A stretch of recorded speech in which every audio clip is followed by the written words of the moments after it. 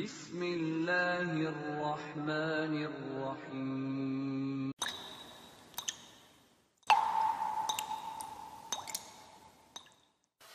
Tahan baik-baik. Satu, kita akan mulai teman-teman sekalian. Pindah ke sini. Quran, surah ke sini dulu. Ya. 54, ayat 17, ayat 22, ayat 32, ayat 40. Setiap yang sudah saya terangkan, saya checklist ya. Kemudian nanti saya hapus. Baik, ahli Quran ada berapa golongan? 3. Yang pertama siapa? Zalim. Kedua? Paket hemat. Yang ketiga? Baik, yang terbaik. Anda mau jadi yang mana? Baik. Anda mau jadi nomor berapa? 3. Baik, alhamdulillah. Perhatikan baik-baik. Kalau Anda mau jadi yang ketiga, nanti ada 2 tambahan lagi. Tadi yang pertama, sifat Anda akan mengejar kebaikan. Makanya Anda yang akan jadi orang terbaik dalam mengejar amal saleh. Nanti lain waktu, kalau lebih dalam di hari Quran, saya kisahkan bagaimana ahli Quran di masa Nabi. Oke? Selanjutnya, paket tambahannya ada 2 lagi. 2 lagi, ya. Itu ada di Quran, surah ke-17, ayat 82. Ini tidak saya kotaki dulu, untuk memberikan tambahan. Wa nunazzilu minal Qur'ani ma huwa syifa. Kami turunkan dari Al-Quran itu, akan ada yang menjadi syifa. Syifa. Bukan hanya obat, bukan hanya penyembuh, tapi 2 hal. 1 adalah penyembuh dari segala penyakit hati. Maaf, kegelisahan, iri hati, dengki, cemburu, hal yang membuat hati gelisah. Itu obatnya syifa. Di penyakit dibagi 2, ada penyakit fisik namanya daun, obatnya dawa. Ada penyakit hati namanya maradun, obatnya syifa. Fi qulubihim maradun, Quran surah 2 ayat 10. Fazadahumullahu maradha. Jadi kalau Anda mau mencari penyakit iri hati, penyakit dengki, penyakit cemburu, penyakit gelisah, tidak tenang macam-macam, obatnya ada di Quran. Walaupun dengan membaca akan ada ketenangan. Ibu kalau sedang gelisah Bu ya, saya sarankan daripada banyak hal yang tidak tepat dikerjakan, ambil air wudhu, menghadap ke kiblat, buka mushaf, baca Quran. Saat Anda baca Quran, walaupun solusi belum datang, minimal hati tentram. Daripada mengeluh. Dan tidak usah bikin status, karena mengungkap dengan status itu membuka persoalan yang harusnya ditutup. Akhirnya ketika masalah selesai, yang dibuka belum selesai. Kenapa aku begini? Oh, Masya Allah. Tiba-tiba turun persoalan. Emang kenapa begitu? Oh, luar biasa. Gak beres-beres. Ya, ambil mushaf. Baca, baca, baca. Nah, ahli Quran, kalau sudah jadi ahli Quran, ketika ada sesuatu yang menggelisahkan, Allah tutup pintu kegelisahannya. Insya Allah selesai. Insya Allah selesai. Insya Allah tenang. Otomatis mutar. Otaknya, mutar Qurannya dalam jiwanya. 2, warahmah, rahmatun, rahmat. Quran turun sebagai rahmat. Tadi diantara makna rahmat adalah ada solusi dalam berbagai masalah hidup. Quran surah kedua ayat 155. Paling kiri sebelah atas. Setiap kita punya masalah kita harus sabar. Cara sabarnya ayat 156-nya. Ketika Anda sabar, diberikan rahmat oleh Allah Subhanahu wa taala untuk mendapatkan solusi. Ayat 157-nya. Ulaika alaihim salawatun min rabbihim wa rahmah. Ketika rahmat diberikan, wa ulaika humul muhtadun. Kami berikan petunjuk untuk menyelesaikan semua masalah-masalah hidupnya. Apa masalahnya? Minal khauf, maaf, gelisah. Wal ju', lapar. Wa naqsi minal amwal, harta kurang. Wal anfus, maaf, masalah sakit, sampai ada yang meninggal. Wat samarat, bisnis dikerjai oleh orang lain. Kerja keras dampas orang. Maaf, orang-orang ini kalau jadi ahli Quran, Allah entaskan segala hal yang tersulit dalam hidupnya itu. Makanya demi Allah saya katakan, orang jauh dari Allah saja dapat rizki. Apalagi dekat dengan Allah. Apalagi jadi dikhususkan Allah. Bebas Pak. Nanti kita akan lihat. Sekarang kalau Anda tanyakan kenapa ahli Quran dia tidak mendapatkan yang dijanjikan. Boleh jadi cara menghafalnya salah yang pernah dia kerjakan. Ini. Sedangkan orang zalim, wala yazidu zalimina illa khasara. Orang zalim gak dapat apa-apa kecuali rugi saja. Nah, sekarang mari kita buat 1. Bismillah. Saya hapus dulu ya. Walaqad yassarnal Qur'ana lidzikri fahal min muddakir. Ini sebagian sudah saya sampaikan di Bandung. Pertama, perhatikan baik-baik. Bagi Anda baik masuk golongan 1 atau 2 seperti yang tadi kami sampaikan. Bagaimana supaya dimudahkan menghafal Al-Qur'an? Perhatikan baik-baik. Walaqad yassarnal Qur'ana. Dan kami jamin, kalian jangan pernah ragu. Yakinkan pada dirimu, kami akan memudahkan Quran. Semudah-mudahnya. Bagi siapa? Lidzikri, bagi ahli zikir. Bukan lil hifzi, bukan ahli hafalan. Anda lihat mushaf di situ, diterjemahkan dengan kalimat untuk dihafal, diingat. Tapi Quran memberikan gambaran, cara menghafal Quran itu, mengingat Quran, bukan sekedar diingat. Tapi kalimatnya menggunakan zikrun. Zikrun itu segala aktivitas yang mengingatkan kita dengan Allah subhanahu wa ta'ala. Karena itu rahasia pertama. Seperti pernah saya uraikan di Bandung kemarin, kalau Anda ingin jadi ahli Quran yang benar dengan semua capaian tadi, lihat baik-baik. Kunci pertama, zikrun. Tingkatkan zikir kepada Allah subhanahu wa ta'ala. Zikrun. Az-zikr. Satu. Bagaimana cara meningkatkannya, Ustaz? Perhatikan baik-baik. Pertama ada huruf lam di situ. Lil ghayah. Lamnya menunjuk pada tujuan. Lil ghayah. Lam di situ. Ada lam lil mulkiyah, ada lam lil ghayah. Mulkiyah kepemilikan, ghayah untuk tujuan. Awas, mulkiyah misal lillahi ma fis samawati wa ma fil ard. Milik Allah semuanya di langit dan di bumi. Itu mulkiyah kepemilikan. Manusia disebut milkun, Allah disebut mulkun. Makanya muncul surah ke-67 Al-Mulk. Al-Mulk. Tabarakalladzi biyadihil mulku, bukan milku. Milku untuk manusia. Di bawahnya, yang rendah. Milk pakai kasrah, pecah, hilang. Jadi kalau Anda merasa punya sekarang, besok juga hilang. Anda meninggal, tinggalkan semua. Meninggal dunia, semua di dunia ditinggalkan. Tapi milik Allah tidak raf, tinggi, banyak, dhammah, mulkun. Sekarang perhatikan baik-baik. Lihat baik-baik. Perhatikan. Li di sini, li dzikri, itu li-nya ghayah, tujuan. Orientasinya. Apa tujuan menghafal Quran? Perbaiki dulu. Awas, ingat baik-baik pesan saya. Kata Al-Quran, orang yang akan dimudahkan oleh Allah untuk jadi penghafal Quran, ahli Quran yang baik itu, dia cuma punya satu tujuan dalam hafalannya. Yaitu lidzikri, untuk menjadikan Qurannya ingat kepada Allah subhanahu wa ta'ala. Dimulai sekarang, kalau Anda ingin jadi ahli Quran yang benar, niatkan dari sekarang tujuan menghafal Anda untuk mendekatkan diri Anda dengan Allah subhanahu wa ta'ala. Dekat dengan Allah. Itu utamanya. Sudah, saya pesankan dari sekarang ya, Anda yang suka minta, kadang-kadang Ustaz tolong doakan anak saya jadi hafid, Ustaz tolong jadi hafidhah, jadi macam-macam, mulai hari ini nggak usah sampaikan itu lagi. Kalau Anda ingin minta dengan baik, Ustaz mohon jadikan kami Al-Quran, yang Quran kami bisa mendekatkan kami dengan Allah subhanahu wa ta'ala. Kalau Anda ingin cuma sekedar minta jadi hafid, mulai hari ini, robah namanya jadi hafid. Perempuan hafidhah. Karena yang Quran inginkan bukan merubah status, tapi merubah karakter Anda lebih dekat dengan Allah subhanahu wa ta'ala. Percuma Anda jadi hafid jauh dari Allah. Anda jadi hafidhah jauh dari Allah.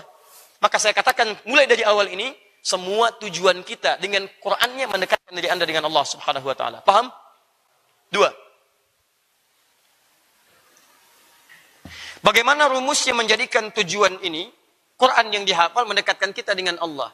Maka mulailah kemudian dengan amalan-amalan. Ini amalan yang ingin saya turunkan. Dan insya Allah semua penghafal Quran yang baik mengerjakan ini. Satu. Sebelum saya rinci, ingat baik-baik. Jika disebutkan zikir, sering saya sampaikan dalam Al-Quran atau hadis, itu artinya segala aktivitas yang mengingatkan kita dengan Allah subhanahu wa ta'ala. Karena itu salat disebut dengan zikir. Quran surah ke-20 ayat 14. Innani anallahu la ilaha illa ana fa'budni. Ya, bagaimana cara fa'budni? Wa aqimis salata. Kenapa aqimis salat? Li zikri. Salat bagian dari zikir. Salat.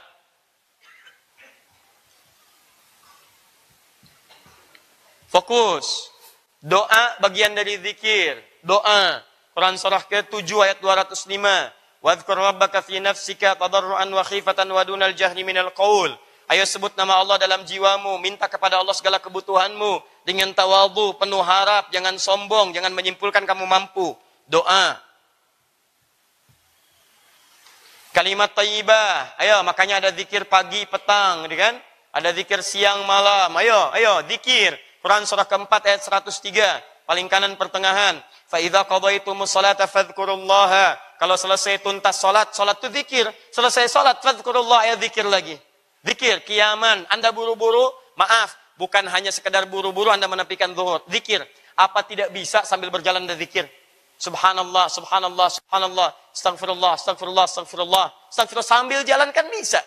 Hadis riwayat Muslim, hadis 593, keluar dari masjid kaki kiri sambil jalan, astagfirullah, ke mobil, astagfirullah, astagfirullah, assalamualaikum Pak, astagfirullah, waalaikumsalam, warahmatullahi wabarakatuh, jalan, zikir, zikir, subhanallah, subhanallah, alhamdulillah, Allahu akbar, la ilaha illallah, la syarika lah, lahul mulku wa lahul hamdu wa huwa ala kulli syai'in qadir, sambil duduk wa qu'udan, sambil berbaring wa ala junubikum, zikir, kalimat thayyibah, ma'thurat, kalimat thayyibah. Maaf, mencari yang halal-halal zikir, kerja yang halal zikir, makanan halal zikir, duduk di tempat yang halal zikir, berbaring di tempat yang halal zikir, pakaian yang halal zikir. Turun Quran, surah ketiga Ali Imran, ayat 191. Alladzina yadhkurunallaha qiyaman wa qu'udan wa ala junubihim. Siapa mereka? Hamba Allah yang beraktivitas di langit dan di bumi. Ayat 190-nya, baca dari 190. Inna fi khalqis samawati wal ardi wa ikhtilafil laili wan nahar la ayatin li ulil albab.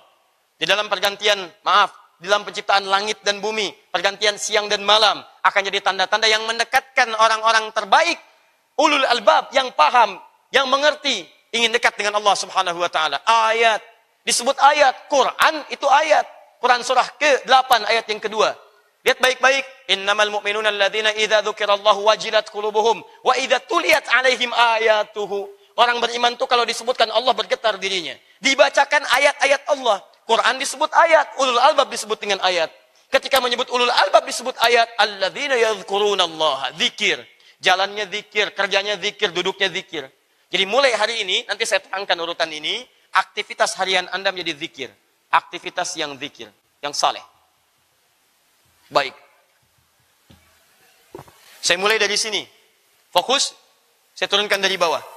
Anda ingin jadi penghafal Quran, mulai hari ini, semua aktivitas Anda, lailan nahar, siang malam, coba arahkan dalam kepentingan yang mendekatkan Anda dengan Allah subhanahu wa ta'ala. Maaf, cari kerja, cari yang halal. Orang zikir itu tidak akan mencari yang haram.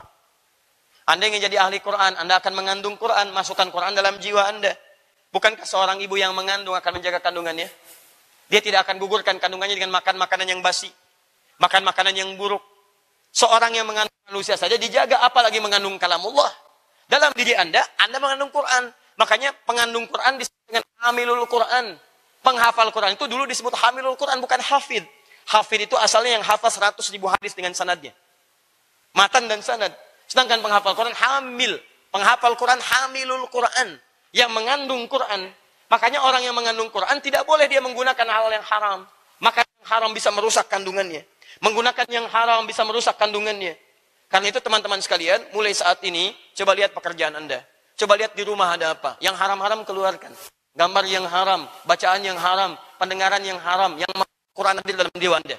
Keluarkan di rumah, simpan, kemudian sekarang hadirkan yang membantu Anda dekat dengan Allah subhanahu wa ta'ala. Beli speaker aktif, gambar-gambar mendekatkan kepada Allah, buku-buku mendekatkan kepada Allah, cari pekerjaan yang baik di jalan zikir dan sebagainya. Itu akan membantu Anda. Nih, paham? Baik. Yang pernah berbuat yang keliru masuk kategori kedua, maka bertobatlah dulu kepada Allah subhanahu wa ta'ala. Tobat dulu. Ya, Quran surah keempat ayat 17 sampai dengan 18. Minta kebaikan kepada Allah. Quran surah ke-66 ayat 8 sampai dengan 9. Tubu ilallahi taubatan nasuha. Ayo tobat kepada Allah dengan tobat yang terbaik. Tinggalkan dulu, lepaskan dulu. Nih lihat sini, lihat sini. Saya lambatkan sedikit ya. Saya lambatkan sedikit. Ini apa tadi? Baik. Ada tutupnya tidak? Halo? Tidak. Sekarang ada tutupnya? Sekarang lihat baik-baik ya. Ini gelas tidak ada tutupnya. Bisa dimasukkan spidol? Bisa. Bisa dimasukkan bunga? Bisa. Bisa dimasukkan pot bunga? Halo? Bisa kalau kecil, ya, lebih kecil daripada gelas. Kalau besar dia tidak bisa masuk. Nah, sekarang lihat baik-baik. Sekarang saya tutup begini. Bisa dimasukkan spidol? Kenapa? Ada tutupnya. Kita buktikan. Perhatikan baik-baik. Ini spidol turun. Anda menghafal Quran, tapi Anda berbuat maksiat. Maka maksiat ini akan menutup pintu hati Anda begini. Memori kebaikan Anda. Mata berbuat maksiat, telinga berbuat maksiat, mulut berbuat maksiat. Yang paling bahaya, perangkat hidup Anda berasal dari maksiat. Makanan Anda, minuman Anda, dan sebagainya. Pekerjaan Anda. Maka yang seperti ini menyulitkan Quran hadir dalam jiwa Anda. Terhambat dia. Bukan nggak mau datang, begitu datang mental, nggak masuk dia. Jadi walaupun masuk ke dalam benak Anda, masuknya itu cuma serapannya aja. Tapi nggak bisa jadi karakter, ini yang jadi masalah. Karena itu Anda mesti buka dulu sekatnya. Tobat kepada Allah Subhanahu wa taala, buka sekatnya, tinggalkan perbuatan yang tidak baik itu, nanti dengan izin Allah Subhanahu wa taala Quran akan datang dengan cepat. Nah, sekarang perhatikan baik-baik ya. Fokus, saya tutup dulu sebentar di sini. Lihat baik-baik. Ustadz, apakah Ustadz hanya mengarang tentang ini? Atau memang ada turunan ini? Kalau Anda ingin jadi ahli Quran, niatkan karena Allah, kemudian tingkatkan amal dengan turunan-turunan tadi yang saya sampaikan. Dari mana ditemukan pemahaman ini? Buka Quran surah 35 ayat 29. Paling kanan, sebelah bawah.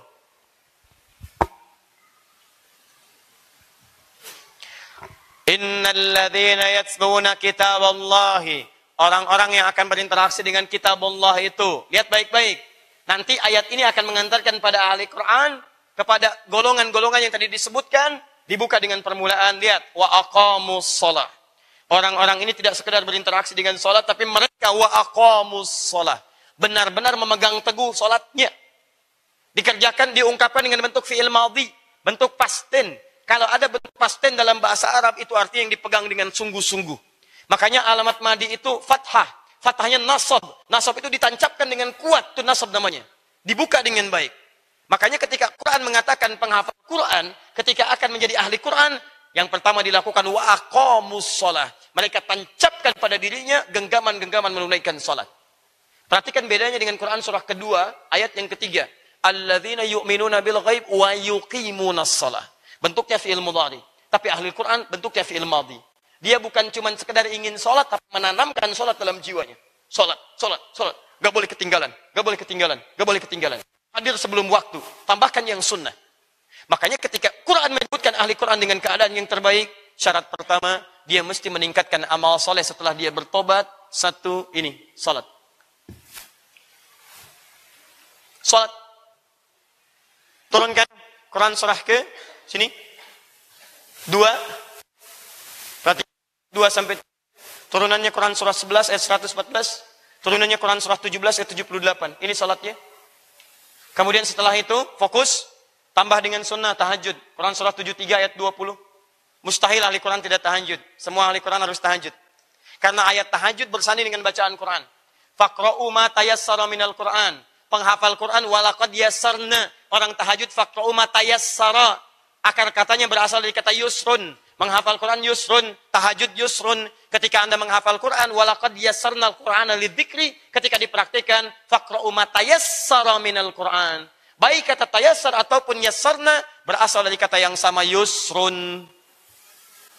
Jadi kalau Anda ingin cepat menghafal Quran, tingkatkan pula ibadah Anda dalam bentuk zikir dia. Apa yang pertama? Salat. Awas. Besok subuh jam berapa? 4.15, 4.10, berapa lagi? 4.16, Masya Allah, luar biasa. Berapa lagi? Ya, 4.12, hari ini terjadi perbedaan pendapat tentang waktu sholat subuh, luar biasa. Nggak apa-apa, karena berasal dari daerah-daerah yang berbeda-beda. Tidak ada masalah. Yang pasti, mulai malam ini, siap tahajud? Ya. Kalau mas, siap tahajud? Ya. Baik, siap menghafal Quran? Ya. Alhamdulillah. Saya agak cepat ya. Satu sholat. Teruskan. Wa anfaqu mimma razaqnahum sirran wa alaniyah. Mulai sekarang rajin infak. Infak, infak, salat, 2 infak. Ini bahasa Quran. Infak, baik terang-terangan ataupun tersembunyi, tidak harus orang tahu. Ahli Quran pasti ahli infak. Ya, bahkan saking ahli infaknya, dia itu menghindari diri untuk mengambil bagian, walaupun orang minta ngajar, dia akan berpikir untuk dapat bagian dari situ. Dia akan pasang tarif. Kalau ada guru ngaji pasang tarif, lebih baik gak usah dipasang di rumah Anda. Ambil yang lain. Kalau ada guru ngaji pasang tarif, jangan digunakan di rumah Anda. Ya, jangan undang lagi, cari yang lain. Karena anak Anda hanya akan bisa memahami Quran sesuai dengan tarifnya. Begitu tarifnya hilang, hilang semua Quran dalam dirinya. Jelas ya? Dan tidak ada keberkahan dalam ajaran Qurannya. Karena orang ahli Quran itu memberi, bukan meminta. Bahasa Qurannya anfaku, dia berinfak, bukan minta diberi infak. Begitu selesai, infaknya mana? Masya Allah. Datang ke masjid, kotak-intak bawa semuanya. Luar biasa. Ayo, begitu ada peluang infak. Dan infak itu tidak harus dalam wujud uang. Infak itu semua benda yang bermanfaat, materi bermanfaat. Maaf teman-teman sekalian, nggak ada uang, bisa dengan pakaian. Nggak ada pakaian, bisa dengan makanan. Bahkan hanya dengan satu butir kurma, hanya dengan air putih. Antum datang ke pengajian, barangkali teman antum haus, bekal. Masya Allah. Begitu haus ya, ini akhi. Masya Allah, kok tumben bawa ini? Bawa hafal Quran, jangan. Nggak usah dibicarakan. Nggak usah dibicarakan. Baik, udah simpan. Semoga Allah membalasnya. Masya Allah. Sudah. Berikan. Depan ada yang kesulitan, kasihkan. Apa saja yang bisa membuat kebaikan-kebaikan. Tidak harus uang. Paham ya? Baik. Ayo teman-teman sekalian. Setiap ada peluang, sampaikan. Kadang-kadang Allah kirimkan kepada kita supaya kita bisa berlomba dalam kebaikan.